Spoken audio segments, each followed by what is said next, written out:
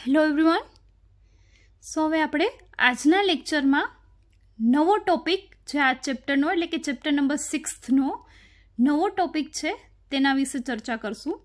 હવે લાસ્ટ લેક્ચરમાં આપણે વાત કરી ડીએનએ સ્વયંજનનની, બરાબર, જેને આપણે 2 લેક્ચરમાં તે આખા ફૂલ ટોપિકને ડિવાઈડ કરેલો હતો. સેમ આ નવા ટોપિકમાં પણ આપણે એટલે કે હવે ડીએનએના સ્વયંજનન પછીની પ્રક્રિયા એટલે કે પ્રત્યાંકન માટે પણ આપણે 2 લેક્ચરમાં તેને ડિસ્કસ કરીશું. ઓકે, તો ટોપિકનું નામ છે પ્રત્યાંકન અથવા તો તેને કહેવાય અનુલેખન અથવા તો તેને ઇંગ્લિશમાં કહેવાય ટ્રાન્સક્રિપ્શન, જેનો ઉચ્ચાર પણ તમે ઘણી વખત જોશો કે ટ્રાન્સક્રિપ્શન પ્રક્રિયા વર્ણવો, તો તે પણ શું છે? પ્રત્યાંકન જ છે, રાઈટ, જેને ઇંગ્લિશમાં ટ્રાન્સક્રિપ્શન કહેવાય. ઓકે, સો હવે આ ટોપિક છે તેને આપણે ડિવાઈડ કરીશું 4 સબ ટોપિકમાં, જેમાં આપણે શરૂઆતમાં ઇન્ટ્રોડક્શન એટલે કે પ્રત્યાંકન શું છે, તેમાં શું કરવામાં આવે છે, શું કામે કરવામાં આવે છે તેના વિશેનું ડિસ્કશન કરીશું, એટલે કે ઇન્ટ્રોડક્ટરી પાર્ટ જોશું. ત્યારબાદ પ્રત્યાંકનનો એકમ તેના વિશેની માહિતી છે તે જોશું. ત્યારબાદ બંધારણીય જનીન કે જેનું પ્રત્યાંકન કરવામાં આવે છે, જનીન એટલે કે ડીએનએનો એક ટુકડો, બરાબર, ડીએનએનો એક ખંડ. અને લાસ્ટમાં જોશું આપણે પ્રક્રિયા કે આ પ્રત્યાંકનની પ્રક્રિયા છે તે કેવી રીતે કરવામાં આવે છે. તો જેમ આપણે ડીએનએ સ્વયંજનન એટલે કે આની પહેલાંના 2 લેક્ચર એટલે 6th લેક્ચર છે, તો લેક્ચર નંબર 4 અને 5 જેમાં આપણે સૌપ્રથમ ડીએનએ સ્વયંજનન વિશેની બધી માહિતીઓ જોઈ હતી, તેમાં ઉપયોગ થતા કેવી રીતે પ્રક્રિયાઓ થાય તેના વિશે માહિતી જોઈ હતી. અને લાસ્ટમાં આપણે એટલે કે લાસ્ટ લેક્ચર નંબર 5માં આપણે જોયું કે ડીએનએ સ્વયંજનનમાં કેવી રીતે પ્રક્રિયા થાય છે, કયા કયા ઉત્સેચકો છે તે ભાગ ભજવે છે, કઈ કઈ મશીનરી છે તે કાર્યરત હોય છે. સેમ લાસ્ટ જેમ અહીંયા પણ સબ ટોપિકમાં છેલ્લો ટોપિક છે પ્રક્રિયા, કે જેમાં આપણે પ્રત્યાંકનની પ્રક્રિયા એકચ્યુઅલમાં કેવી રીતે થાય છે ને તેમાં કોણ કોણ ભાગ ભજવે છે તેની વાત કરીશું. પણ તે પહેલાં ભાગ ભજવતા દરેક મોલેક્યુલ્સ જેને આપણે કંઈક દરેક એકમ તેના વિશેની માહિતી છે તે આજે મેળવીએ અને ઇન્ટ્રોડક્ટરી પાર્ટ છે તે જોઈએ. તો શરૂઆતના 3 સબ ટોપિક છે તેનું ચર્ચા આપણે આજે કરીશું અને પ્રક્રિયા છે તેના વિશેની ડિટેલમાં માહિતી આપણે કાલના લેક્ચરમાં જોઈશું, નેક્સ્ટ લેક્ચરમાં, રાઈટ, લેક્ચર નંબર 7માં. ઓકે, સો સ્ટાર્ટ કરીએ આપણે ઇન્ટ્રોડક્ટરી પાર્ટથી. સો ઇન્ટ્રોડક્શન, તો પ્રત્યાંકન ક્યારે થાય? તો કેન્દ્રસ્થ પ્રણાલી, બરાબર, જેના વિશેની માહિતી છે મેં તમને ઇન્ટ્રોડક્શનમાં આપેલી છે કેન્દ્રસ્થ પ્રણાલીની, કે શું થાય તો કે શરૂઆતમાં કોષમાં સૌપ્રથમ છે તે ડીએનએ સ્વયંજનનની ક્રિયા છે તે થશે, એટલે કે ડીએનએની કોપી થશે, જે ટોપિક આપણે જોઈ લીધો છે, રાઈટ, ડીએનએ સ્વયંજનન. હવે ડીએનએમાંથી શું બને? એમઆરએનએ બને. તો આ ડીએનએમાંથી આરએનએ બનવાની જ પ્રક્રિયાને શું કહેવાય? પ્રત્યાંકન, જેની ચર્ચા આપણે આજ કરવાના છીએ. મતલબ એમઆરએનએ બની જાય પછી શું થશે તો કે આ આરએનએમાંથી બનશે પ્રોટીન. આ પ્રક્રિયાને કહેવાય ભાષાંતર. તો આપણે પ્રત્યાંકનનો ટોપિક પૂરો થશે પછી ભાષાંતર તરફ આગળ વધીશું. તો આ જ મેઇન પ્રોસેસ છે જે કોષમાં થતી હોય છે તેના વિશેની જ આપણે ચર્ચા છે તે કરવાની છે આ ચેપ્ટરમાં, બરાબર. મેઇન ટોપિક જ આ ચેપ્ટરના આ છે, સ્વયંજનન, પ્રત્યાંકન અને ભાષાંતરણ, જેમાંનો સ્વયંજનન આપણે કવર કરી લીધો છે. હવે વાત કરી રહ્યા છીએ પ્રત્યાંકનની, એટલે કે ડીએનએમાંથી એમઆરએનએ બનવું. ક્લિયર? હવે આ પ્રક્રિયા રિવર્સ પણ થતી હોય છે, જે અહીં આપણે રેડ એરોમાં બતાવેલું છે કે ડીએનએમાંથી આરએનએ બને તેને આપણે પ્રત્યાંકન કહીએ, પરંતુ ઘણી વખત આરએનએમાંથી ડીએનએ બને છે અગેન, બરાબર. તો તેવા ડીએનએને કહેવાય સીડીએનએ. ઓકે, અને આ પ્રોસેસને કહેવાય રિવર્સ પ્રત્યાંકન. રિવર્સ પ્રોસેસ થઈ ને તેટલા માટે તેનું નામ છે રિવર્સ પ્રત્યાંકન. અને તેમાંથી જે ડીએનએ બને છે તે એકચ્યુઅલ ડીએનએ નથી, પરંતુ કેવું છે? કોમ્પ્લિમેન્ટરી ડીએનએ, એટલે કે સીડીએનએ કહેવાય. કોમ્પ્લિમેન્ટરી અથવા તો તેને કહેવાય પૂરક ડીએનએ.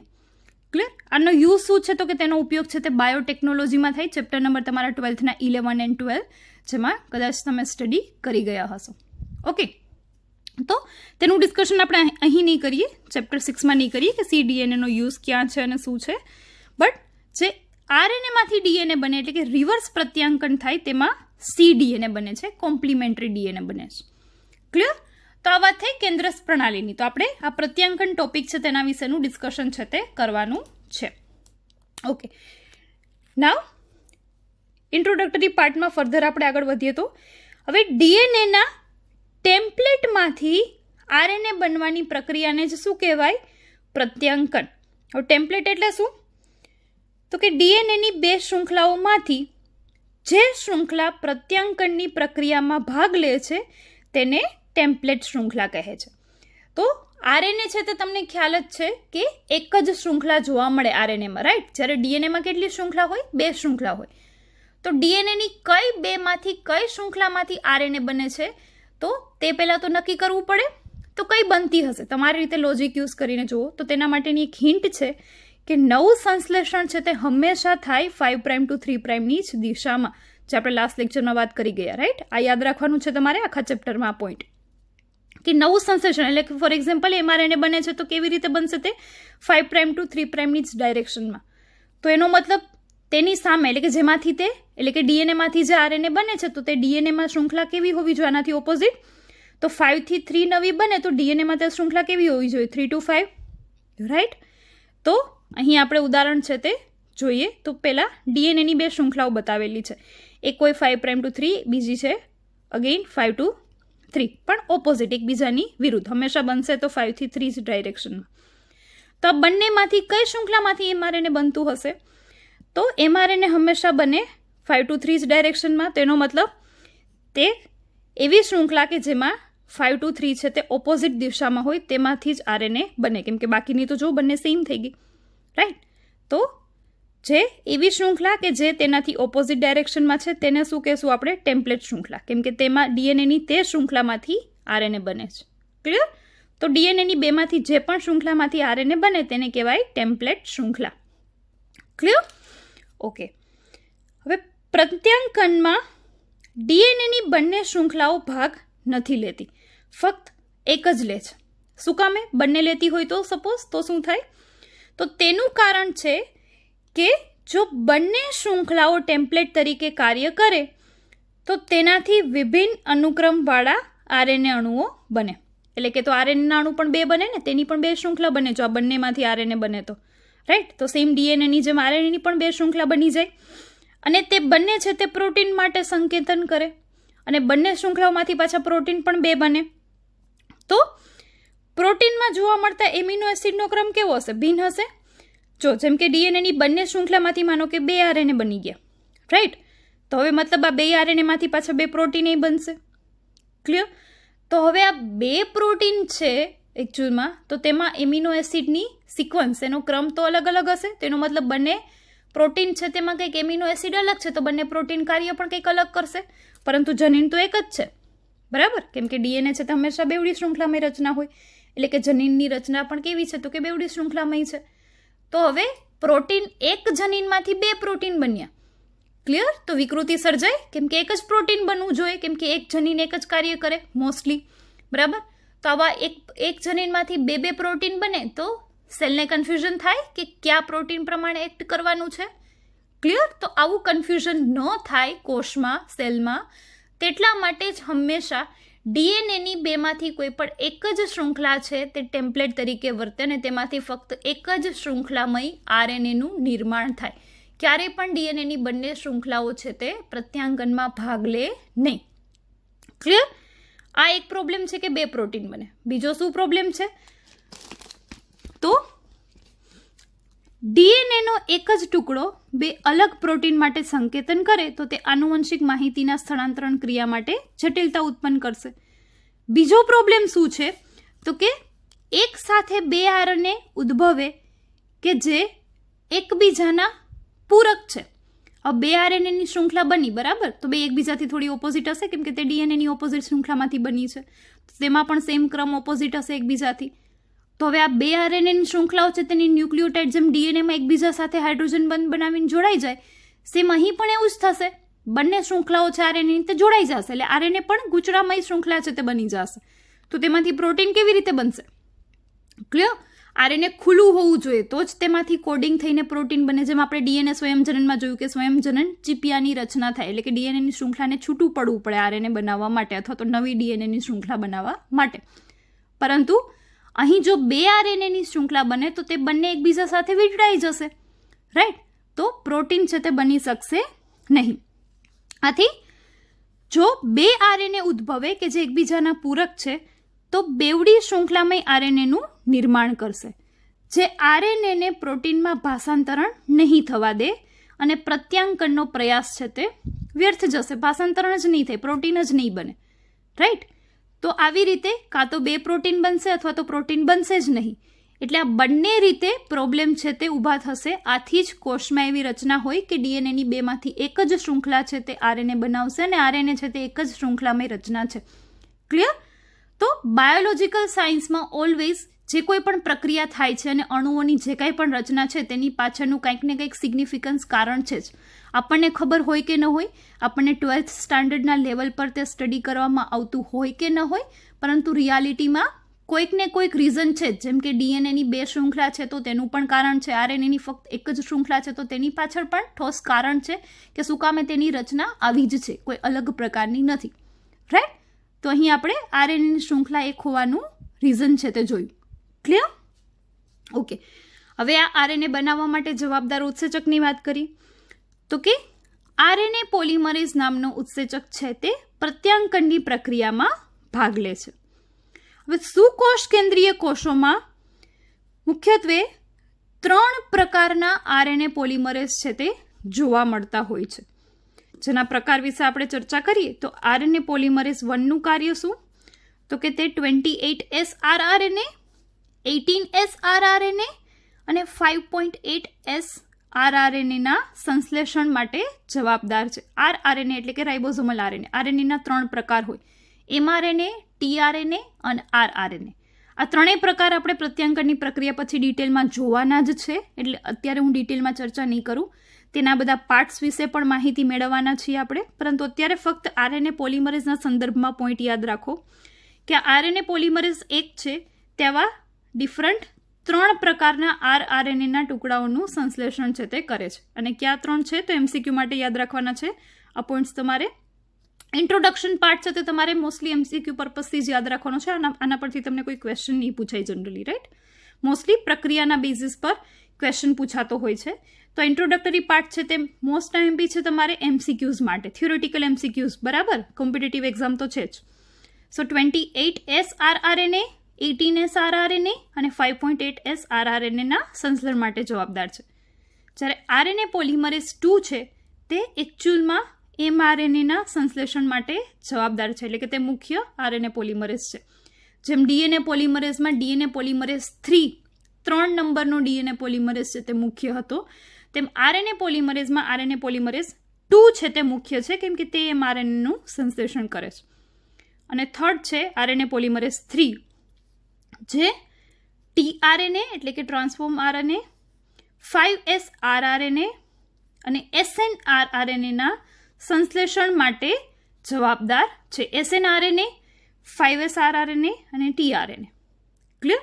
આ બધા પ્રકારો વિશે આપણે માહિતી છે તે મેળવીશું જ ડિટેલમાં. સો અત્યારે તેના માટેનું ડિસ્કશન કરવાની જરૂર નથી, જસ્ટ તમે નેમ છે તે યાદ રાખો. નેક્સ્ટ લેક્ચરમાં આપણે તેના પ્રકારો વિશે ચર્ચા કરીશું જ. નેક્સ્ટ લેક્ચરમાં. રાઈટ? નેક્સ્ટ તો પ્રક્રિયા જોશું પ્રત્યાંકનની, તેના પછી આરએનએના પ્રકારો જોશું. ઓકે? ત્યારબાદ ભાષાંતરણ તરફ આગળ વધીશું આપણે. તો આમ સિક્વન્સમાં લેક્ચર્સ છે તે આપણે કન્ટિન્યુ કરશું, તેથી તમને સમજવામાં પણ ઇઝી રહે. હવે આદિકોષ કેન્દ્રીમાં ફક્ત એક જ પ્રકારનો આરએનએ પોલિમરેઝ છે કે જે બધા પ્રકારના આરએનએનું સંશ્લેષણ કરે છે. તો આજે આપણે 3 પ્રકાર જોયા. તે કોના જોયા? સુકોષ કેન્દ્રીય કોષમાં 3 પ્રકારના આરએનએ પોલિમરેઝ હોય. સુકોષ કેન્દ્રીય કોષ એટલે કે મનુષ્યનો કોષ, વનસ્પતિ કોષ, બધા પ્રાણીઓનો કોષ. રાઈટ? અને આદિકોષ કેન્દ્રીય કોષ એટલે કે બેક્ટેરિયાનો કોષ, જેમાં એક જ પ્રકારનું આરએનએ પોલિમરેઝ ઉત્સેચક છે તે હાજર હોય છે. તેમાં કોઈ આવા ડિફરન્ટ પ્રકાર છે નહીં. ઇકોલાઈમાં બેક્ટેરિયા છે, ઇકોલાઈ, ઇશેરિશિયા કોલાઈમાં આવેલ આરએનએ પોલિમરેઝમાં 5 પોલીપેપ્ટાઇડ સાંકળો આવેલી હોય, જેવી કે બીટા, બીટા ડેશ અથવા તો બીટા પ્રાઇમ, આલ્ફા, આલ્ફા અને ઓમેગા હોય છે. ત્યારબાદ સિગ્મા પોલીપેપ્ટાઇડ સાંકળ કે જે સિગ્મા ફેક્ટર અથવા તો સિગ્મા કારક તરીકે પણ ઓળખાય છે. ક્લિયર? તો 5 પ્લસ વધારાનું એટલે કે ટોટલ 6. તો આમ આરએનએ પોલિમરેઝની રચનાની આપણે જો વાત કરીએ તો તેમાં કુલ કેટલી રચનાઓ આવેલી છે? તો કે આરએનએ પોલિમરેઝ છે તે 2 મુખ્ય રચનાઓથી બનેલો હોય. એક મુખ્ય ઉત્સેચક પ્લસ તેની સાથે હોય સિગ્મા કારક. મુખ્ય ઉત્સેચક 5 પોલીપેપ્ટાઇડ શૃંખલાનો બનેલો છે, જે યાદ રાખજો એમસીક્યુ માટે. બીટા, બીટા ડેશ અથવા બીટા પ્રાઇમ, આલ્ફા, આલ્ફા અને ઓમેગા પ્લસ સિગ્મા કારક. ક્લિયર? આ બધા એટલે કે આ ટોટલ 6 મળીને જે રચના કરે તેને શું કહીએ આપણે? આરએનએ પોલિમરેઝ ઉત્સેચક. ક્લિયર? તો આ વાત કરીએ આપણે ઇન્ટ્રોડક્ટરી પાર્ટની. નેક્સ્ટ સબ ટોપિકની આપણે વાત કરીએ તો તે છે પ્રત્યાંકન એકમ, એટલે કે જેમાંથી પ્રત્યાંકનની ક્રિયા છે તે થાય છે તેના વિશેની આપણે વાત કરીએ. તો કે ડીએનએમાં પ્રત્યાંકન માટેના મુખ્યત્વે 3 ભાગ હોય છે. ઓકે, જેના નામ છે પેલું પ્રમોટર, બીજું બંધારણીય જનીન અને ત્રીજું સમાપક. એટલે કે હવે આપણે જેમ કે વાત કરી રહ્યા છીએ અત્યારે જનીનની. ઓકે, તો જનીન શું છે? તો કે એક પ્રકારના ડીએનએનો જ પાર્ટ છે જેને આપણે જનીન કહીએ છીએ. એટલે જનીન કોઈ અલગ પ્રકારની રચના નથી, ડીએનએની જ કન્ટિન્યુઅસ સિક્વન્સ છે, પરંતુ તેમાં ડીએનએમાં ક્યાંક ક્યાંક વચ્ચે સ્ટોપ કોડોન આવે, એટલે કે સમાપન સંકેતન આવે. ક્લિયર? તો આ એમિનો એસિડના કોડ્સ છે જે તમે બાયોમોલેક્યુલ્સ ચેપ્ટર 9 સ્ટાન્ડર્ડ 11માં ભણી ગયા હશો, જૈવિક અણુઓ. બરાબર? છતાં પણ તમને ડિટેલમાં આ ચેપ્ટરમાં પણ ચર્ચા કરીશું આગળ. પરંતુ અત્યારે આપણે એટલું સમજીએ કે જનીનિક કોડ હોય છે, તેવી જ રીતે એમિનો એસિડ ક્યાં હોય તેના માટેના પણ ત્રિઅંકી સંકેતો હોય છે, કે 3 સંકેતનો 3 અંકનો સંકેત હોય જે નિર્ધારિત કરે કે કયા પ્રકારનો એમિનો એસિડ છે તે બનશે. ન્યુક્લિયોટાઇડનો 3 અંકનો સંકેત. તો અમુક સંકેત એવા છે 3 પ્રકારના કે જે સ્ટોપ કોડોન છે, એટલે કે તે કોઈ પણ પ્રકારના એમિનો એસિડ માટેનું સંકેતન કરતા નથી, એટલે કે ત્યાં આવીને પ્રક્રિયા છે તે સ્ટોપ થઈ જાય. તો આવી રીતે ન્યુક્લિયોટાઇડના સંકેતનને અનુસાર ડીએનએમાં વચ્ચે વચ્ચે સ્ટોપ આવે. રાઈટ? આ જસ્ટ સાદી સરળ ભાષામાં તમારી સમજૂતી માટે છે કે આવા સ્ટોપ આવે. તો જ્યાં સ્ટોપ આવે ઇટ મીન્સ કે ત્યાં તે ડીએનએનો એક ટુકડો છે.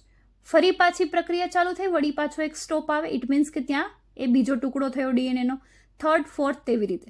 તો આ બધા જે ટુકડા છે તે શું છે? જનીનો છે. ક્લિયર? જેને આપણે જનીન કહીએ છીએ. હકીકતમાં એવી જનીન જેવું ડિસ્ટિંગ્વિશ કોઈ અલગ ટુકડો હોતો નથી. ડીએનએની તમે શૃંખલા છે તે જુઓ તો તમને સળંગ જ શૃંખલા છે તે ન્યુક્લિયોટાઇડની દેખાય. તેમાં કોઈ આવા માર્ક્સ નથી કે આ એક ટુકડો, બીજો ટુકડો, ત્રીજો ટુકડો એવી રીતે. ક્લિયર? તો હવે જે આપણે આ પ્રત્યાંકન વિશેની ચર્ચા કરી રહ્યા છીએ કે એમઆરએનએ બનવું, એટલે કે જનીનમાંથી એમઆરએનએ બનશે, એટલે કે ડીએનએનો કોઈ એક ટુકડો કે જે કોઈ કોડ કરે છે. ફોર એક્ઝામ્પલ લઈને ચલીએ આપણે આંખનો કલર. ઓકે, તો ડીએનએની કોઈ થોડી એવી શૃંખલા એવી હશે કે જે આંખના કલર માટે જવાબદાર છે, જેને આપણે જનીન કહીએ કે આંખના કલર માટે જવાબદાર જનીન. બરાબર? તો હવે આ જનીન છે તે પહેલા શું બનાવશે? તો કે તે ડીએનએની શૃંખલા જ છે જનીન એટલે. તો આ જનીન છે તે બનાવશે એમઆરએનએ, અને એમઆરએનએમાંથી બનશે પ્રોટીન. પછી આ પ્રોટીન છે તે પોતાની અભિવ્યક્તિ કરશે, એટલે કે લક્ષણોની અભિવ્યક્તિ છે તે પ્રોટીન દ્વારા થશે. રાઈટ? તો આ જે ટુકડામાંથી એમઆરએનએ બને છે, એટલે કે ડીએનએના ટુકડા, એટલે કે જનીનમાંથી એમઆરએનએ બને છે, તેને જ કહેવાય પ્રત્યાંકન એકમ. એટલે કે આપણે અહીં જનીનની જ વાત કરી રહ્યા છીએ જેમાંથી પ્રત્યાંકન થઈને એમઆરએનએ બનશે.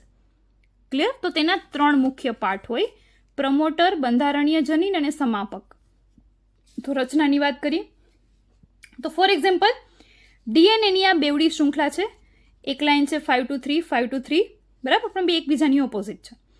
હવે આ ડીએનએની બંને શૃંખલા, એટલે કે આપણે આ ડીએનએનો એક પાર્ટ લીધો, સપોઝ આ લાંબી શૃંખલાઓ છે, પરંતુ આપણે આટલા ટુકડાની વાત કરી રહ્યા છીએ, એટલે કે આ જનીન છે. ઓકે, તો એમાં આવા 3 સ્થાન હોય. શરૂઆતમાં હશે પ્રમોટર. ઓકે, કે જ્યાં આવીને, એટલે કે તે એક સિક્વન્સ જ છે, ન્યુક્લિયોટાઇડની શૃંખલા જ છે કે જ્યાં આરએનએ પોલિમરેઝ આવીને ઉત્સેચક આવીને જોડાશે. તો આરએનએ પોલિમરેઝ માટેની ઓળખાણવાળી કંઈક શૃંખલા હશે કે જે ઓળખશે કોણ? RNA polymerase. ઓકે, તેને કહેવાય પ્રમોટર. ક્લિયર? નેક્સ્ટ, પ્રમોટર એટલે કે જે આ થોડી 6-7 ન્યુક્લિયોટાઇડની શૃંખલા હોય તે પૂરી થાય પછી થોડી શૃંખલાઓ આવે, તેને કહેવાય પ્રત્યાંકન પ્રારંભ સ્થાન, કે જ્યાંથી પ્રત્યાંકનની શરૂઆત થાય. તો પહેલા પ્રમોટર સાઇટ આવશે, પછી આવશે પ્રત્યાંકન પ્રારંભ સાઇટ, એટલે કે પ્રારંભ સ્થાન. પછીનું જે આખું જનીન છે તેને બંધારણીય જનીન કહેવાય, કે જે એકચ્યુઅલમાં કોડિંગ કરે છે આપણા લક્ષણોનું, એટલે કે પ્રોટીન માટેનું, એમઆરએનએ બનવા માટેનું. અને છેલ્લે સમાપક, જે ગ્રીન કલરમાં આપણે પાર્ટ બતાવ્યો છે. તો સમાપક એટલે શું? તો કે અહીં એમઆરએનએનું સંશ્લેષણ છે તે અટકતું હોય છે, કે ત્યાં છે આ પ્રોસેસ સ્ટોપ થઈ જાય. તો ખબર કેવી રીતે પડે કે અહીંયા જઈને સ્ટોપ કરવાની છે? તો જેમ મેં તમને કીધું એમ કે ડીએનએની શૃંખલામાં એવા કોડોન્સ છે ન્યુક્લિયોટાઇડના આવે એમઆરએનએ બનવા માટેના કે જે સ્ટોપ કોડોન હોય, બરાબર. એટલે ત્યાંથી એમઆરએનએ બનવાનું પણ સ્ટોપ થઈ જશે અને આ જ પ્રોસેસ થશે જ્યારે એમઆરએનએમાંથી પ્રોટીન બનશે. તો તેમાં પણ એમઆરએનએ પરની એવી શૃંખલા આવશે કે જે સ્ટોપ કોડોન બનાવે છે, તો ત્યાં આવીને પ્રોટીન સંશ્લેષણ પણ બંધ થઈ જશે. એટલે કે આ એક જ જનીનમાંથી એ જ જનીનનો ટુકડો છે તેનું એમઆરએનએ બનશે ને તેટલા જ એમઆરએનએનું પ્રોટીન બનશે. ક્લિયર? તેનાથી આગળ છે તે જશે નહીં.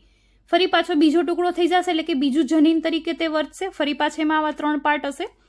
તો એક પ્રમોટરથી સમાપક સુધીનું એક જનીન થયું. ફરી પાછું આ સમાપક પછી પાછા પ્રમોટરની ઓળખાણ સાઇટ આવે કે ફરી પાછો ત્યાં આરએનએ પોલિમરેઝ જોડાય.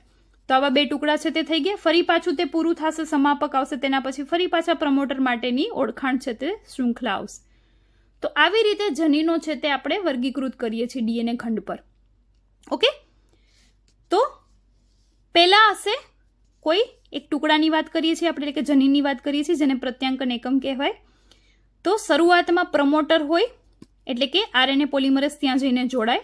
પ્રમોટર શૃંખલા પૂરી થાય પછી તરત આવે પ્રારંભિક સ્થાન પ્રત્યાંકન માટેનું. ત્યારબાદનું જનીન છે તેને કહેવાય બંધારણીય જનીન કે જે એકચ્યુઅલમાં કોડિંગ માટે રિસ્પોન્સિબલ છે. બંને શૃંખલાઓ છે, ટેમ્પલેટ શૃંખલા ડીએનએની અને આ છે કોડિંગ શૃંખલા. અને છેલ્લે હોય સમાપક કે જ્યાં એમઆરએનએનું સંશ્લેષણ છે તે અટકે, સ્ટોપ થઈ જાય. તો આ એક ટુકડો છે તેને કહેવાય પ્રત્યાંકન એકમ. ક્લિયર? તો આરએનએ શૃંખલા ડીએનએ ટેમ્પલેટની વિરુદ્ધ કોડિંગવાળી હોવાથી કોડિંગ શૃંખલા જેવી જ હોય છે, પરંતુ ફક્ત એક જ તફાવત હોય છે કે ડીએનએ શૃંખલામાં થાઇમિન હોય જ્યારે આરએનએ શૃંખલામાં યુરેસિલ આવેલો હોય. એટલે કે ડીએનએની રચના કંઈક આવી હોય, રાઈટ? તો આ ડીએનએની 2 શૃંખલા છે. ઓકે, એક શૃંખલા છે તે કંઈક આવી છે, બીજી છે તે ઓપોઝિટ છે. હવે તેમાં ફોર એક્ઝામ્પલ આપણે ન્યુક્લિયોટાઇડ લીધી છે. માનો કે A T T G C C A G આવી રીતની કંઈક શૃંખલા છે, બરાબર, જેને કોડિંગ શૃંખલા આપણે કહીએ. બીજી શૃંખલા છે કે જે 5 to 3 આ રીતે ડાયરેક્શનમાં છે, તો બીસી આ 5 to 3 છે તેમાંથી જ નવી શૃંખલા બનશે કેમ કે તે 5 to 3 પ્રાઇમ ડાયરેક્શનમાં હોય. તો આ શૃંખલા છે તેમાં કંઈક આની ઓપોઝિટ શૃંખલા હોય. એટલે કોડિંગ શૃંખલામાં ફોર એક્ઝામ્પલ એડિનિન છે તો તેની સામે હંમેશા શું આવે? થાઇમિન, કેમ કે એ છે તે ટી સાથે બંધ બનાવે. અહીં ટી છે તો સામે શું આવશે? એ. અગેઇન ટી છે તો એ. જી હંમેશા બંધ બનાવે સી સાથે. સી છે તે જી સાથે. અગેઇન સી છે તો અહીંયા આવશે જી. કોડિંગ શૃંખલામાં એ છે તો ટેમ્પલેટમાં આવશે ટી અને કોડિંગમાં જી છે તો ટેમ્પલેટમાં આવશે સી. ક્લિયર? એકબીજાની ઓપોઝિટ શૃંખલા છે તે આવી ડીએનએની બનશે. હવે આમાંથી આ જે ટેમ્પલેટ શૃંખલા છે પિંક કલરથી દર્શાવેલ છે આપણે, તેમાંથી શું બનશે? એમઆરએનએ. તો એમઆરએનએમાં શૃંખલા આપણે જોઈએ. હવે એમઆરએનએમાં એક ડિફરન્સ એટલે કે આરએનએમાં ડિફરન્સ શું હોય તો કે ડીએનએમાં હંમેશા થાઇમિન નાઇટ્રોજન બેઝ હોય, જ્યારે આરએનએમાં થાઇમિનની જગ્યાએ શું હોય? યુરેસિલ હોય. તેટલો જ ડિફરન્સ હોય. બાકીના ત્રણેય નાઇટ્રોજન બેઝ છે તે સમાન હોય. એટલે કે એડિનિન, ગ્વાનિન અને સાઇટોસિન બંનેમાં સિમિલર હશે, ફક્ત એક જ નાઇટ્રોજન બેઝનો ફરક હોય. ડીએનએમાં થાઇમિન હોય અને આરએનએમાં થાઇમિનની જગ્યાએ યુરેસિલ હોય. ઓકે, તો હવે આ ટેમ્પલેટ શૃંખલામાંથી બને છે એમઆરએનએ. તો ટેમ્પલેટમાં ટી છે તો તેની સામે આરએનએમાં શું આવે? ટી કોની સાથે બંધ બનાવે? એડિનિન સાથે. તો ટીનું ઓપોઝિટ બનશે અહીં એ. એ કોની સાથે બંધ બનાવે? ટી સાથે, પરંતુ આરએનએ છે તો એ કોની સાથે બંધ બનાવશે? યુ સાથે. એટલે કે એની સામેની કઈ શૃંખલા બનશે? યુરેસિલ આવશે. અહીં આરએનએ બનાવીએ છીએ અત્યારે આપણે, બરાબર, બનતું હોય ત્યારની વાત કરી રહ્યા છીએ. તો ટેમ્પલેટમાંથી આરએનએ બને એટલે ટેમ્પલેટ શૃંખલામાં જ્યાં ટી આવે ત્યાં અહીં જોડાશે એડિનિન. ટેમ્પલેટમાં એડિનિન છે તો આરએનએ બનવા માટે અહીં આવશે યુરેસિલ નાઇટ્રોજન બેઝ. ફરી પાછું એડિનિન છે તો યુરેસિલ આવશે. અહીં ટેમ્પલેટ શૃંખલામાં સાઇટોસિન છે તો આરએનએમાં આવશે ગ્વાનિન. ગ્વાનિન છે તો સાઇટોસિન એન્ડ લાસ્ટ થાઇમિન અને સાઇટોસિન છે તો થાઇમિન કોની સાથે બનાવે? તેની ઓપોઝિટ શૃંખલા કઈ કહેવાય? એડિનિન અને ગ્વાનિન. ક્લિયર? તો આમ ટેમ્પલેટ શૃંખલામાંથી ડીએનએની આરએનએ બની ગયું. તો તમે અહીં સિક્વન્સ જોશો તો ડીએનએની કોડિંગ શૃંખલા અને આરએનએ બંને સમાન જ હોય. ફર્ક ફક્ત થાઇમિન અને યુરેસિલનો હોય, બાકી બંને સમાન શૃંખલાઓ જશે, કેમ કે ટેમ્પલેટની જ ઓપોઝિટ છે બંને શૃંખલાઓ, પરંતુ આ આરએનએ છે એટલે તેમાં થાઇમિનની જગ્યાએ યુરેસિલ છે, બાકી આ સિમિલર સિક્વન્સ છે તે જોવા મળે. ક્લિયર? તો ઉદાહરણ પરથી તમને વધારે ક્લિયર થશે કે કેવી રીતે છે તે આ એમઆરએનએની રચના થાય ટેમ્પલેટ શૃંખલામાંથી. ક્લિયર? અને શું કામ ટેમ્પલેટમાંથી જ? તો કે હંમેશા 5' to 3' ડાયરેક્શનમાં નવું સંશ્લેષણ થાય, તો આ નવું સંશ્લેષણ બનવા માટે તેની ઓપોઝિટ હોવી જોઈએ શૃંખલા ડીએનએમાં, તેટલા માટે. ઓકે, તો હવે આ પોઈન્ટ ફરી સમજીએ. આરએનએ શૃંખલા ડીએનએ ટેમ્પલેટની વિરુદ્ધ કોડિંગવાળી હોવાથી કોડિંગ શૃંખલા જેવી જ હોય છે, રાઈટ? તો જે મેં હમણાં તમને ઉદાહરણ થ્રુ સમજાવ્યું, પરંતુ ફક્ત એક જ તફાવત હોય છે કે ડીએનએ શૃંખલામાં થાઇમિન હોય જ્યારે આરએનએ શૃંખલામાં યુરેસિલ હોય. તો નાવ ક્લિયર કે આ પોઈન્ટ છે તે શું કહેવા માંગે છે? ઓકે, તો હવે વાત કરીએ આ બંધારણીય જનીન એટલે કે આ પાર્ટની, જે મેં તમને ડાયાગ્રામમાં સમજાવી દીધું છે આકૃતિમાં. થિયોરિટિકલ પોઈન્ટની આપણે વાત કરીએ બંધારણીય જનીનના. તો બંધારણીય જનીન આપણે કોને કહેશું? તો કે બંધારણીય જનીનના છેડા પર, એક છેડા પર આવેલા પ્રમોટર અને બીજા છેડા પર આવેલા સમાપક પ્રત્યાંકન એકમ બનાવે છે. એમસીક્યુમાં પણ આ પોઈન્ટ પૂછાઈ શકે કે પ્રત્યાંકન એકમ માટે જવાબદાર કેટલા ભાગ હોય છે? તો 3 ભાગ હોય: પ્રમોટર, બંધારણીય જનીન અને સમાપક. બંધારણીય જનીન કોને કહેવાય? તો કે જેના એક છેડે પ્રમોટર હોય અને જેના બીજા છેડે શું હોય? સમાપક હોય. ક્લિયર? બંધારણીય જનીનના એક છેડે પ્રમોટર આવેલ હોય છે જ્યાં આરએનએ પોલિમરેઝ જોડાય છે. જે મેં તમને આકૃતિમાં સમજાવ્યું કે આરએનએ પોલિમરેઝ જોડાય ક્યાં? પ્રમોટર સ્થાને.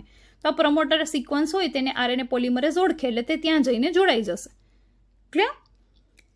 જ્યારે બંધારણીય જનીનના બીજા છેડે સમાપક કોડિંગ શૃંખલા છે તે આવેલી હોય એટલે કે અંતભાગ, તેને સમાપક કહેવાય, કે જ્યાં એમઆરએનએનું સંશ્લેષણ થતું અટકે, સ્ટોપ થઈ જાય એમઆરએનએ બનવાનું ત્યાંથી.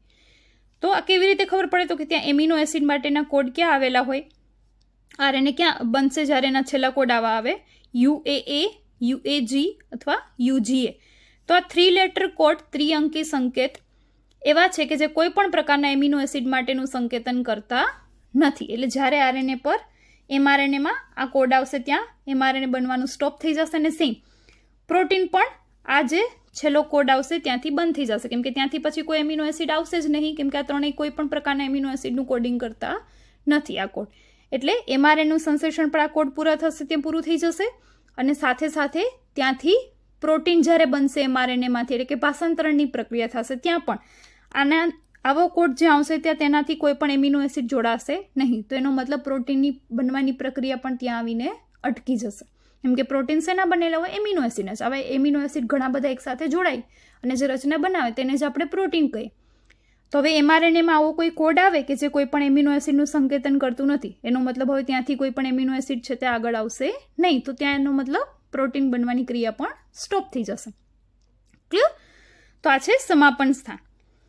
અને પ્રમોટર સ્થાન પછી તુરંત જ પ્રારંભ સ્થાન હોય છે કે જ્યાંથી પ્રત્યાંકનની પ્રક્રિયાની શરૂઆત છે તે થાય છે. તો જે મેં તમને ડાયાગ્રામમાં ઓલરેડી સમજાવી દીધું છે કે પ્રમોટર સ્થાન, પ્રમોટરની ઓળખાણ શૃંખલા 6-7 ન્યુક્લિયોટાઇડની જે શૃંખલા હોય તે પૂરી થાય પછી જે સ્થાન આવે તેને જ આપણે કહીએ પ્રત્યાંકન પ્રારંભ સ્થાન, કેમ કે ત્યાંથી જ હકીકતમાં જે જનીન છે બંધારણીય જનીન તેનું જ એમઆરએનએ બને. આ તો શરૂઆતની શૃંખલા તો કેવી છે? આરએનએ પોલિમરેઝના ઓળખાણ માટેની છે. ક્લિયર? તેના માટેનું કોઈ એમઆરએનએ બનતું નથી. તેટલો પાર્ટ છે ન્યુક્લિયોટાઇડનો, શરૂઆતનો 6-7 ન્યુક્લિયોટાઇડનો, તે તો આરએનએ પોલિમરેઝ ઓળખીને ત્યાં જોડાય તેના માટે જ છે.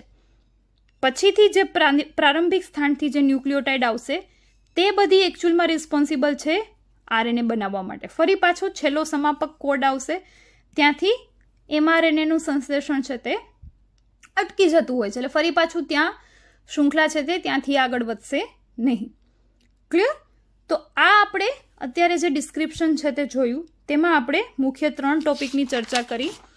તો સબ ટોપિક્સમાં મેં તમને વાત કરી હતી તેમ ઇન્ટ્રોડક્ટરી પાર્ટ જોયો, આપણે પ્રત્યાંકન એકમ વિશેની વાત કરી અને બંધારણીય જનીન વિશેની વાત કરી.